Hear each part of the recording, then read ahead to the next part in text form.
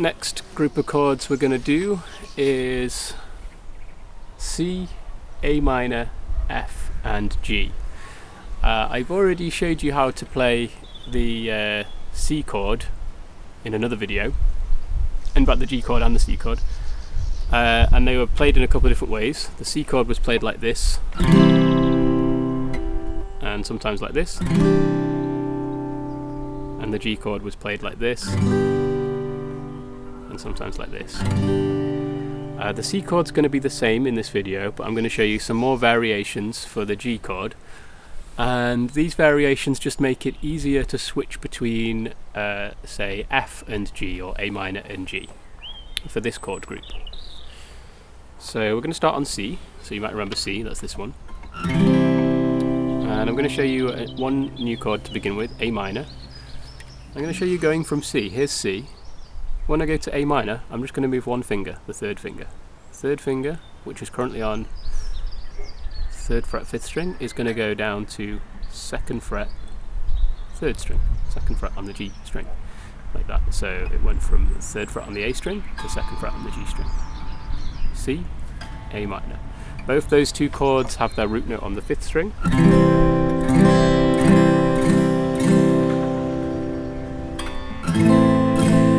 Means we generally try and avoid the 6th string.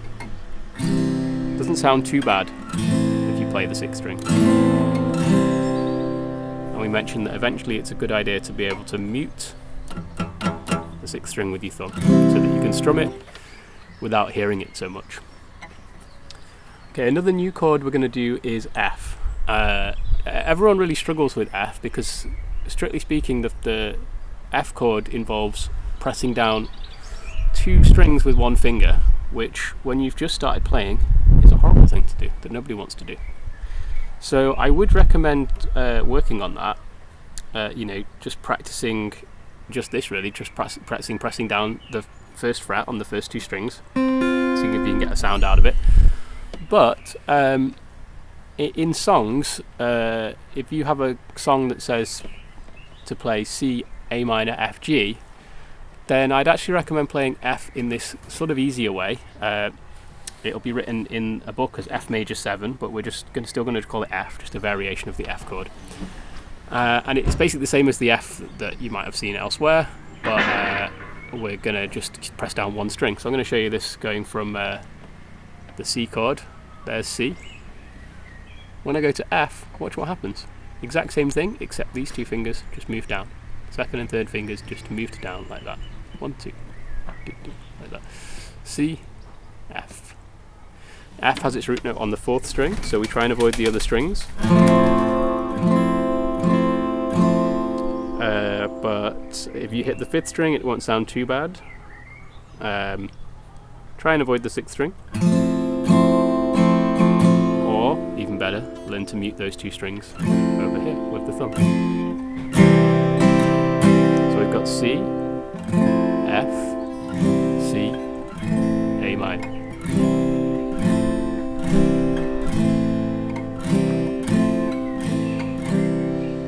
Okay, and we mentioned that G is going to be part of this as well. If you're playing a song that goes C, A minor, F, G in any order, F, A minor, G, C, whatever, it can actually sound really good just to go like this, C, G. So I might put my little finger on in a sec, but for now I'm just going to go like this. This is C, this is G.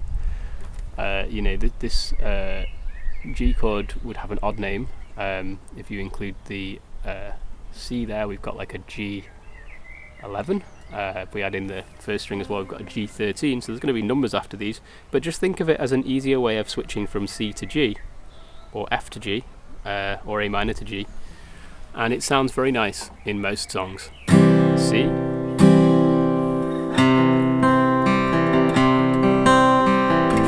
minor, F, G.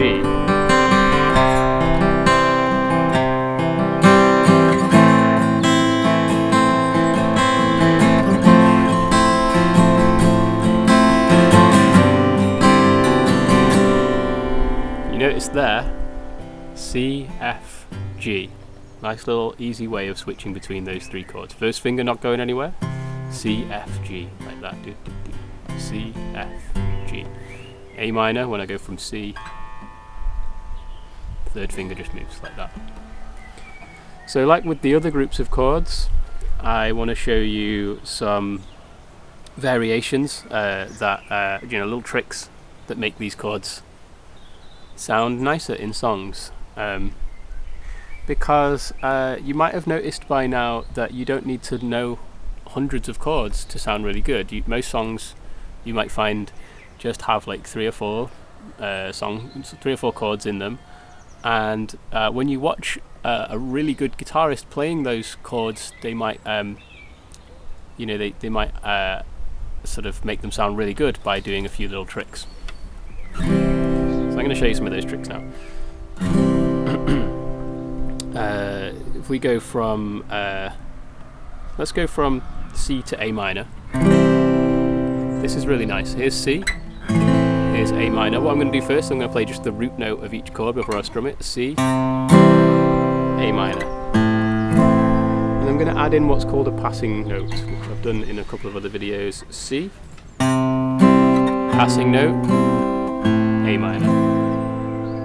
So because the root notes go C, A, I'm going to add in this note. So listen to what happens in the bass line now.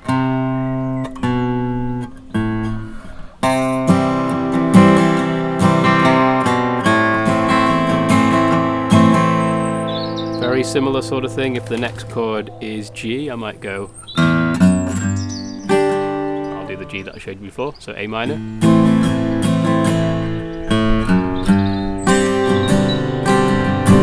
So I went A minor, and just before the G, played open on the 6th string, 2nd fret on the 6th string, and then land in the G chord. On that G chord, little finger can be on or off. First finger can be on or off. And what have I not done? The F. Just before the F, we might do almost the exact same thing that I just did on the G chord, but on the 4th string. So open, 2nd fret, and then the F chord. So something like this altogether.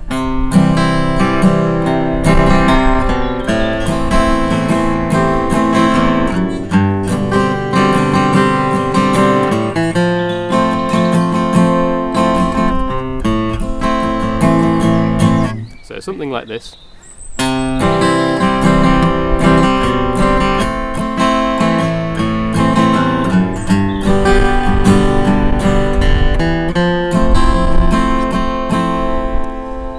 And again, the 4th finger can be on or off in a lot of these chords. So C,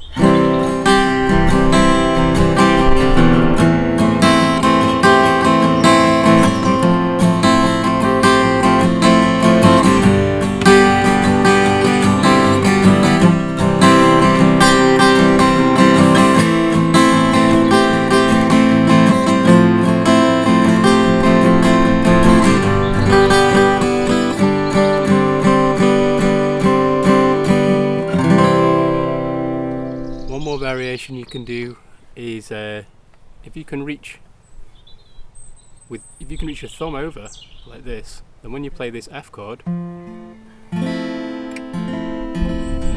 can actually put your thumb on the 1st fret on the 6th string, and that becomes the root note of the chord. That can be very nice for finger picking songs, which we'll look at in a whole separate video.